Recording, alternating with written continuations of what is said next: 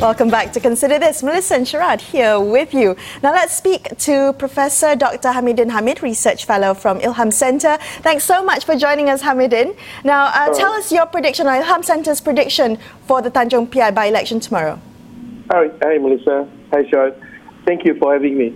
I think for us in ILHAM, we are predicting that BN will retake Tanjung Piai with a very comfortable majority for tomorrow. That is still what we predict as we published 2 days ago. Yeah.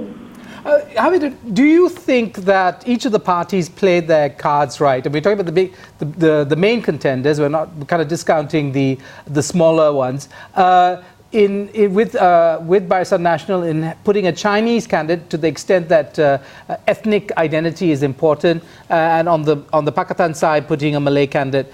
Do you think these were important strategies to be played by either side, the ethnicity of the candidate?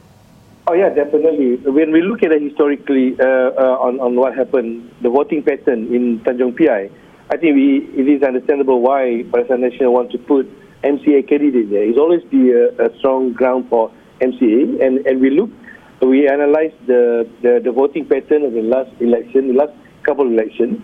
Tanjung Piai always be one of the highest turnover votes for MCA in the whole country. I think go against the national level.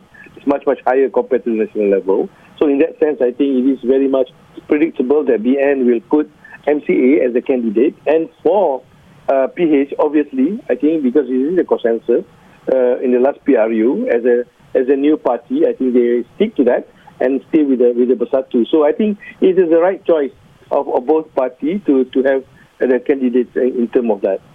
Hamidin, can I get your thoughts on how you've seen this campaign period unfold?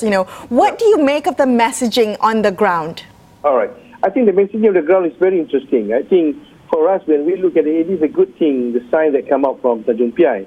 It is very much looking back to where we want to have a moderate path in Malaysian politics, meaning not so much at the extreme of the political identity, where I can see from the last elections in Semenyih, in Cameron Highland, and also to some extent in Rantau, where political identity has been played up so high, and I think the political temperature is very high in that sense. So Tanjung Piai kind of bring back the reality of development politics in Malaysia, the reality of moderate politics. So I think that's what has been kind of highlighted by the voters. So much that we notice in the discussion and demand by the voters is very much the issues of delivery system, the issues of clear policy by the administration, and what is being offered by the opposition party. So this is a good thing. We go back to the basics of talking about policy, we're talking about delivery and how that will benefit the people. I think Tanjung Piai have a very different scenario compared to Cameron Highlands, Semenyih or Rantau.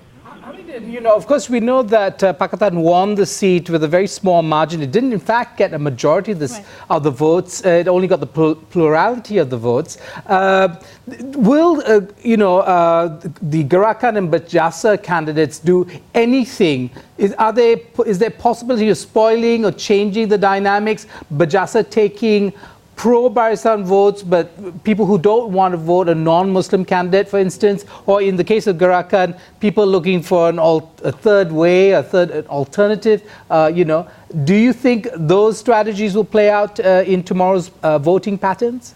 I think so far there is an element of protest.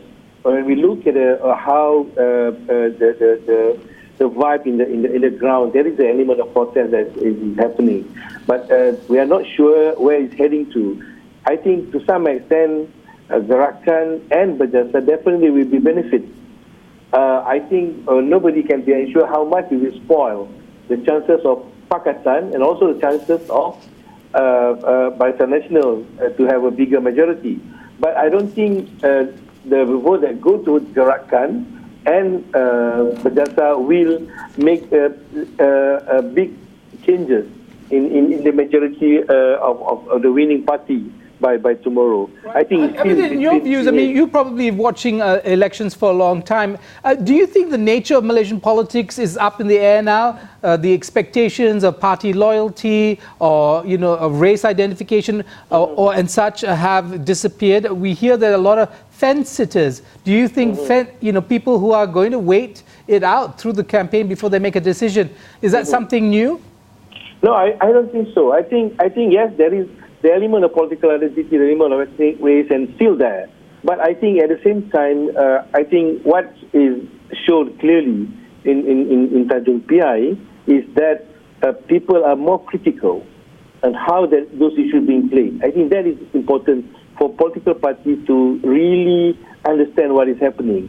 I think by overdoing it, I think it will be fired on that when it comes to that. So in that sense, in my point of view, when we look at what is being delivered, what is being demanded by the voters, is very much what we need for them. And this is the challenge for both sides to really deliver on that sense.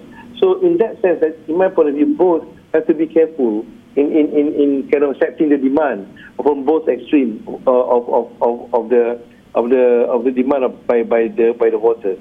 All right. Thank you so much for speaking with us tonight, Hamidin. I guess we'll have to find out how this pans out tomorrow. We're going to be watching this neck-and-neck race at Tanjung Piai. That's all the time we have for you on tonight's episode of Consider This. We'll be back with you on Monday at 10 p.m. I'm Melisa Idris, with me, Sharaad Kuttan, signing off. Have a great weekend. Good night, folks.